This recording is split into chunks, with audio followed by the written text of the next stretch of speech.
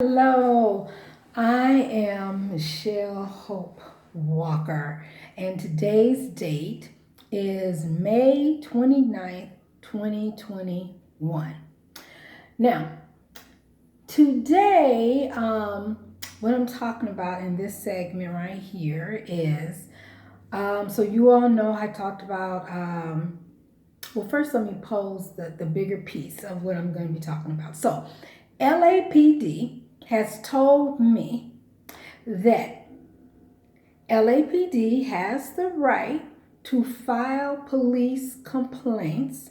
That's a complaint against themselves in another person's name. Matter of fact, LAPD said they're obligated. It is their duty. They're supposed to do this or they can get in trouble. They're supposed to do that. They're supposed to open up police complaint investigations in other people's names without the person's permission. That's what I was told. Is this true? Attorneys, is this true? City of LA, City of Los Angeles, is this true? I did public speaking, the city council meeting, asking them, is this true? Is this true?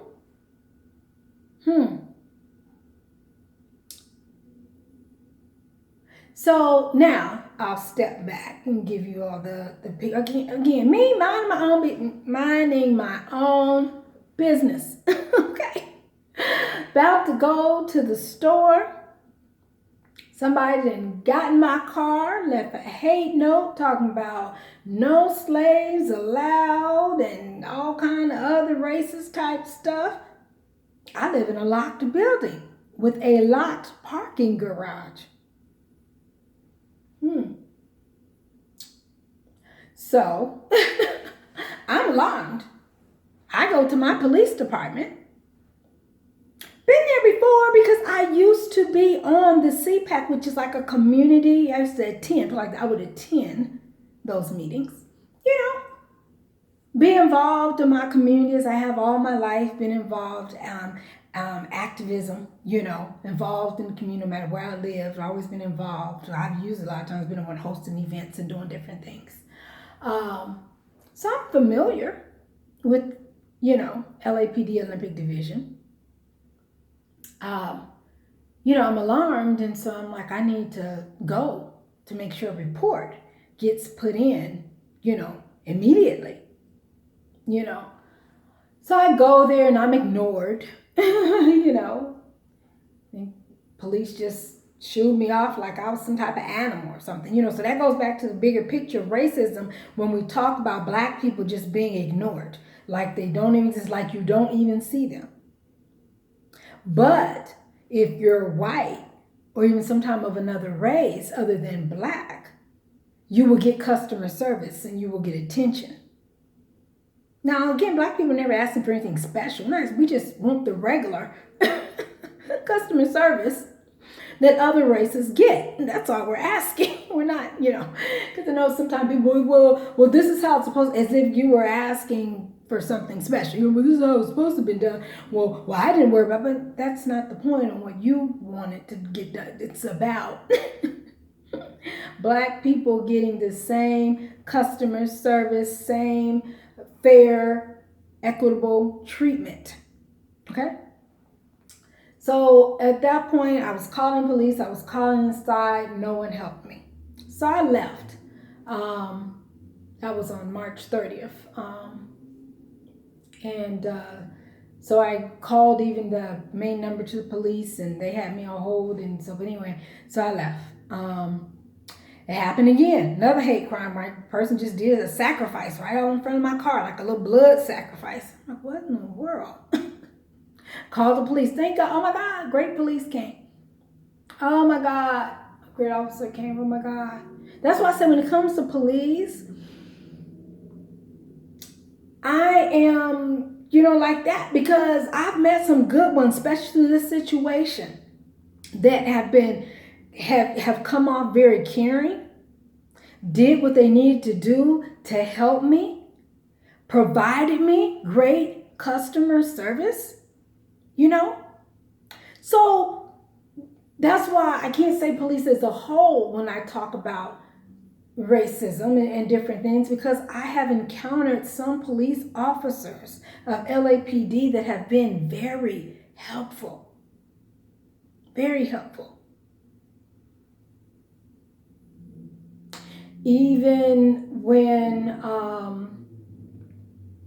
I went with my letter to the headquarters office, because, you know, I got in the mail, and I've showed you all, you can look at the other, look at my other videos on YouTube. So the letter I received that let me know that, I guess the letter was trying to say I had put in a police complaint. I was like, no, I didn't put in a police complaint. I mean, because I already knew what had been done to me, you know, because in that Tuesday on April 8th, I was out there daylight, 3 o'clock in the afternoon, for a whole hour, calling inside. The front desk is right there, glass, right? They can see me.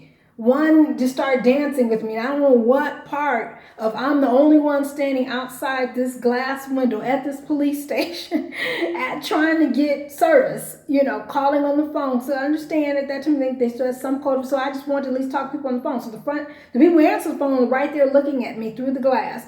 I'm pointing, letting them know I'm calling. No one is answering. I'm emailing them. I'm tweeting to, you know, get some form of customer. There's a big old camera right outside. I'm standing in front of the camera, so there's many people in that police station that are able to see. I'm out. Now, who goes and stands? No one stands in front of a police department just to be standing there.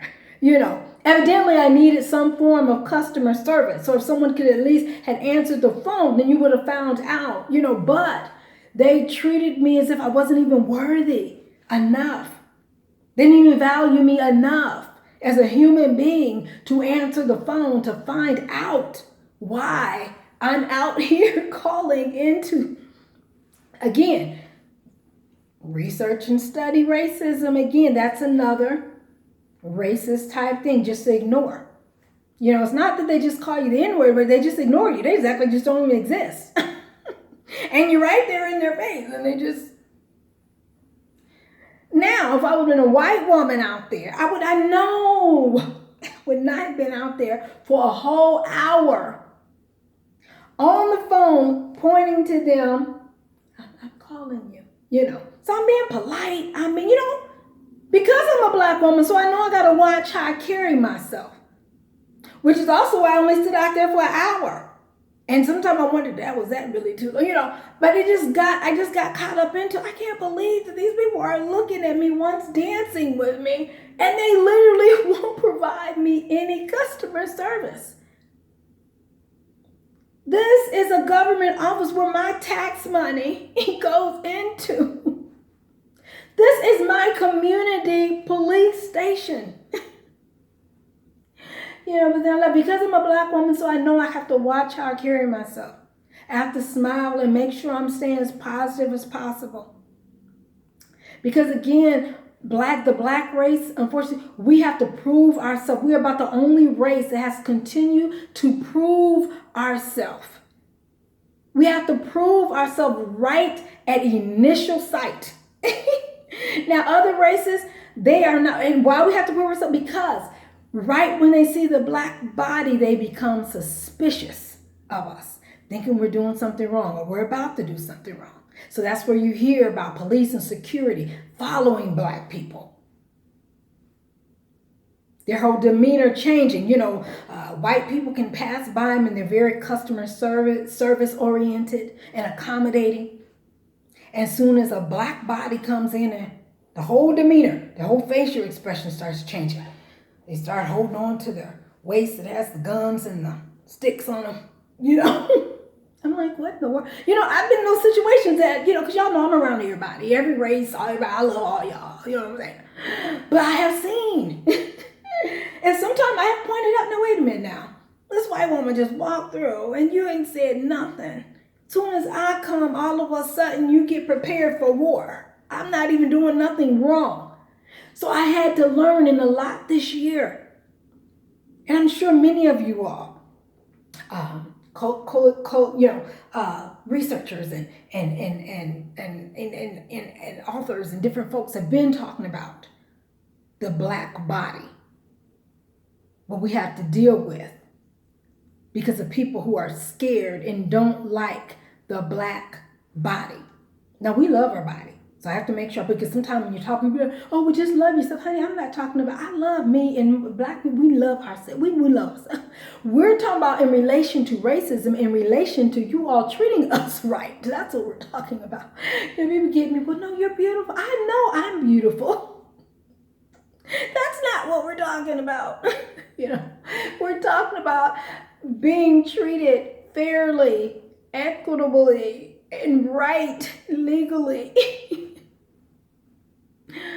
Y'all know I'm a comedian, actress, and a lot of my stuff is told in sarcastic type ways. So when you hear me laugh, it's not that I think this stuff is funny. It's just that it's so ridiculous and ludicrous on how people are treat you or do wrong that you're just like, I can't believe it's that type of laugh. Like, these people are not. So again, I'm out here all this time, you know what I'm saying? So again, back to what I was saying. So I was at the headquarters. Now, I've been to the headquarters before, because let me tell you, bigger pieces, I had a hard time too, just trying to put in a report about the hate crime. So again, when the person did the hate crime the second time is when I got the great officer, that came, and he was on point. Oh my gosh, just awesome. You know what I'm saying? I'm trying to stay from names in this, too many names, But, you know what I'm saying? We are talking about LAPD, so at least put that one out there. But, so, because I went to the headquarters even before they did the hate crime person did the second hate crime, I couldn't find anyone to take the report. I could not find a police officer to take a report from my local station, LAPD Olympic Division, to the headquarters station.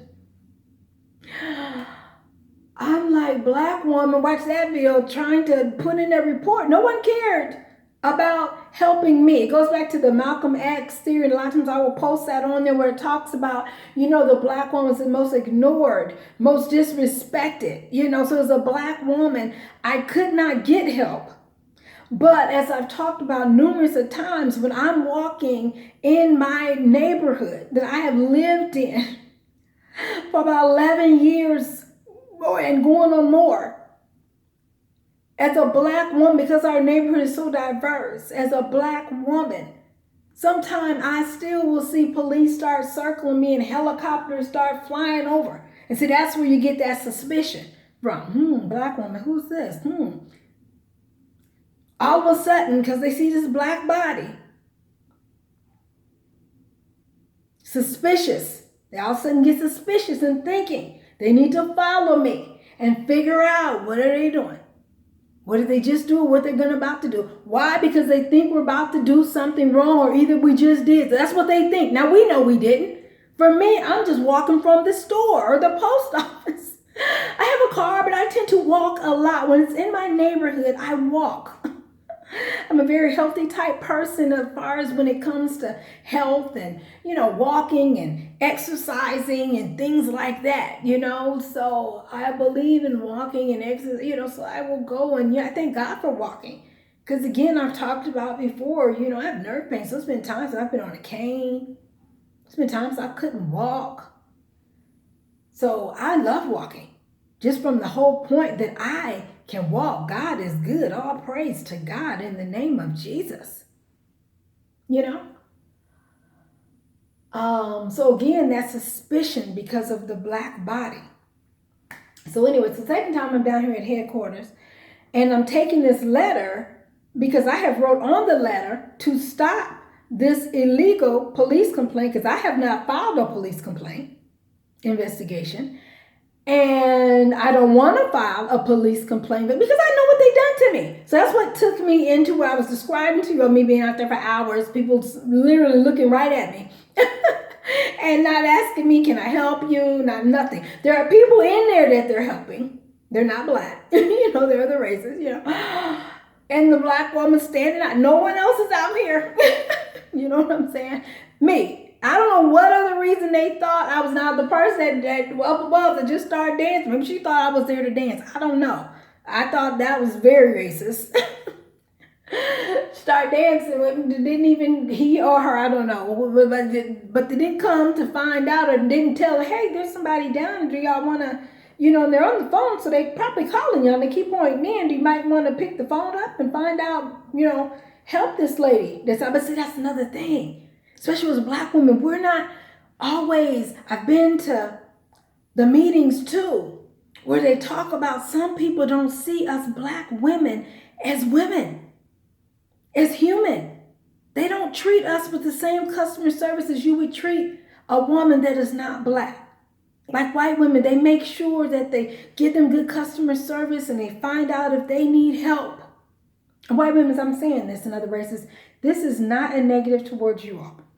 You all been in this movement, and thank you for you all been helping in this movement here lately. We appreciate you all. So we have to talk about the treatment of how they do us and the great treatment they give you all.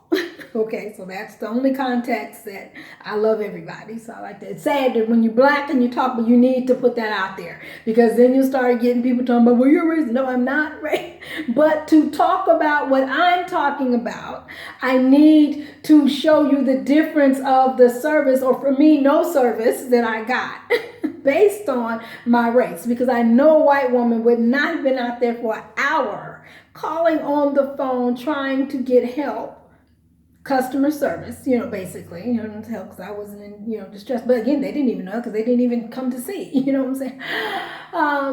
But anyway, so I know a white woman wouldn't be standing out there for a whole hour, bright daylight.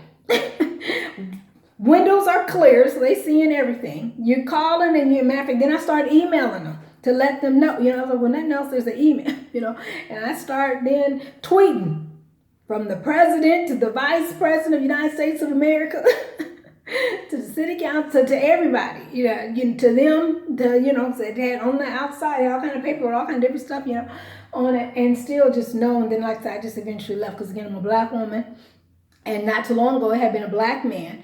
I know first I heard about that, I don't know if they killed the man or they just shot them or something happened outside the LAPD Olympic Division to a person that was just outside. And then my first thing was, in COVID, why would they want to come outside and mess with somebody outside that's not doing them no harm? That was my first thought when I heard about that.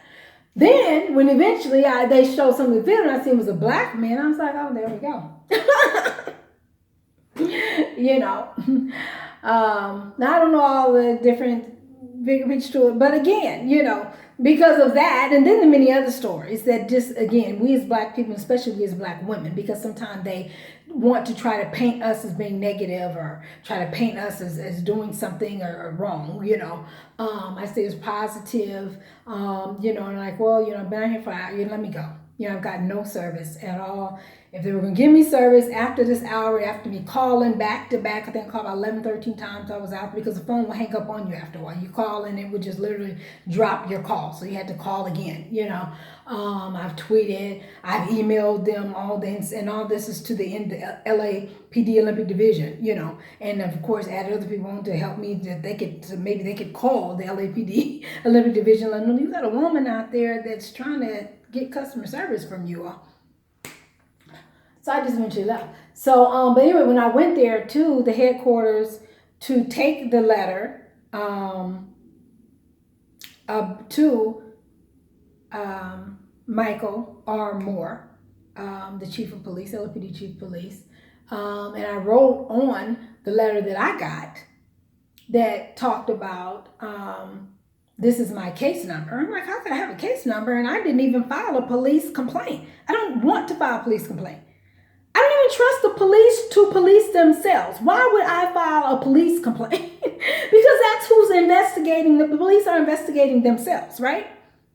Of racism. No, I'm good. Plus when it comes to racism, I'm very leery on, again, from whatever place it might be, on them, screening themselves on it. Because again, people are very quick to dismiss racism. And a lot of people don't know enough about the study of racism to know what is a racist factor and what isn't. You know what I'm saying?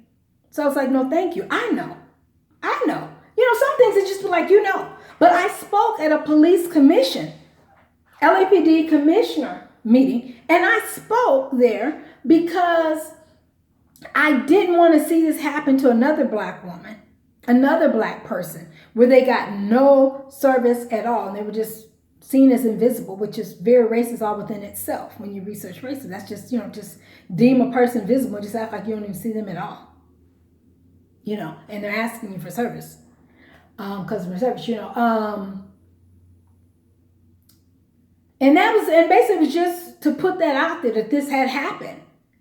And I want to let the public know it happened in hopes that it don't happen again. I didn't ask to file a police complaint.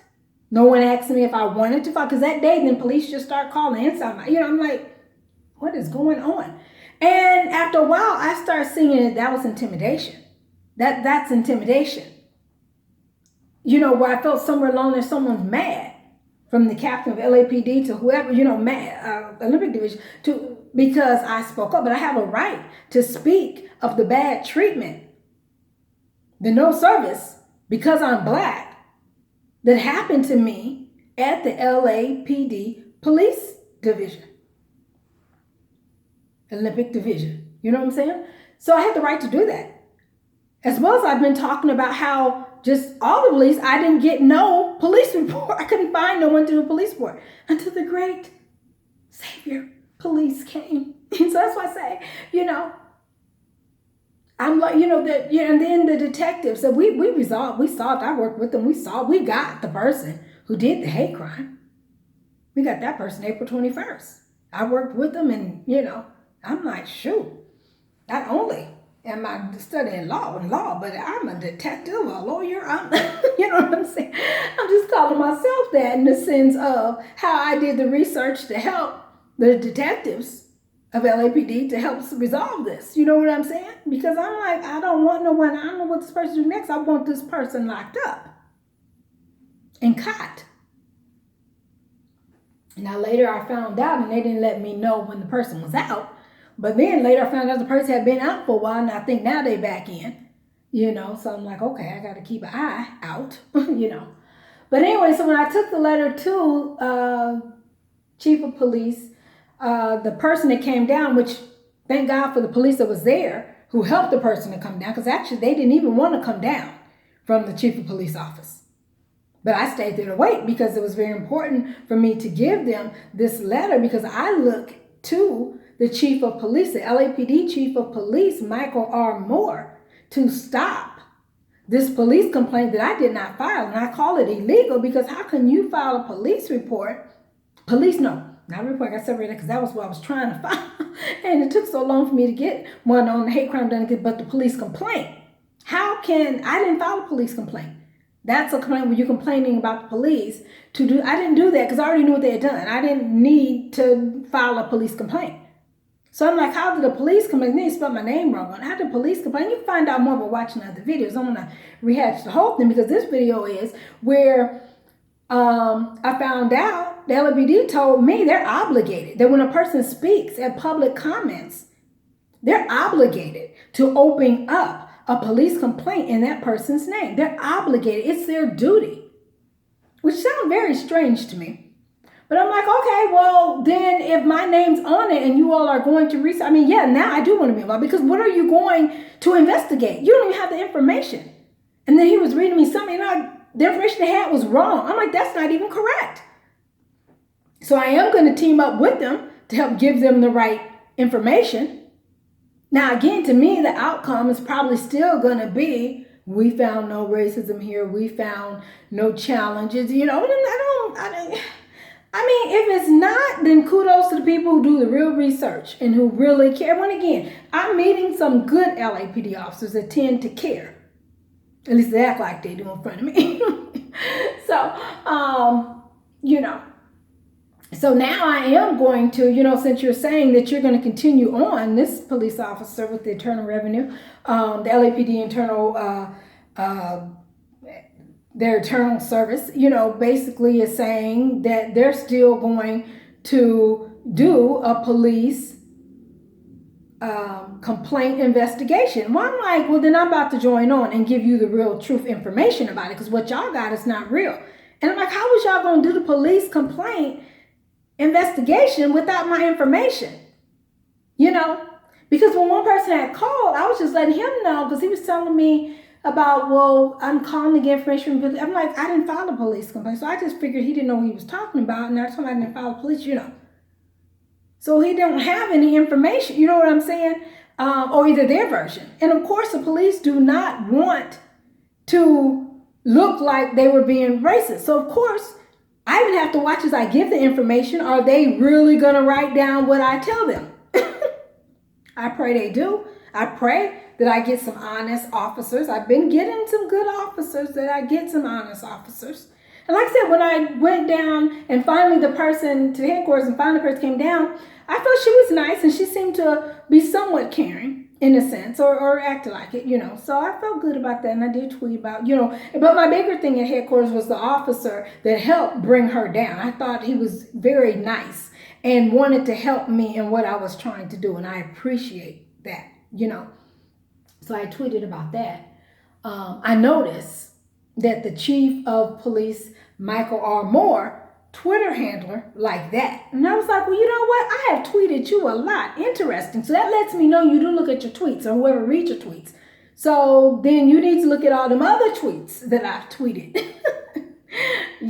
LAPD Chief Michael R. Moore has his own Twitter, and I've been tweeting him a lot of different things. So again, the point of this video, you all, is attorneys, I'm like, so do LAPD can open up a police complaint in my name? Because, if y'all have an obligation or duty to investigate some stuff, that's fine on your own. But to include my name in it and to mail me a letter, have my name spelled wrong, but to mail me a letter with a police complaint number to it, and I did not file a police complaint. I did not want to file a police complaint. No one asked me. When the captain of the LAPD Olympic Division called me to apologize for what I experienced, she didn't ask me if I wanted to file a police complaint, because I would have told her no.